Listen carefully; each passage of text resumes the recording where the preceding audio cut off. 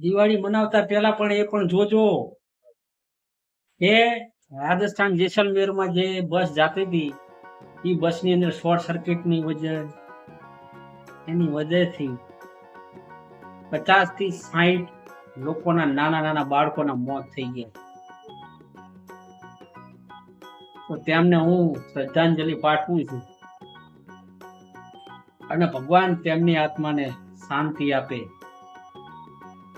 તો આ એક રાજસ્થાનનો બહુ જ કરુણ પ્રસંગ બની ગયો છે.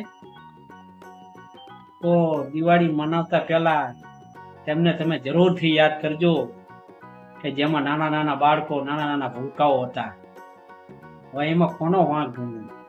બસ વાળાનો ગણવો કે કુદરતનો ગણવો કે અંદર માણસોએ ફટાકડા રાખ્યા હતા એનો ગણવો?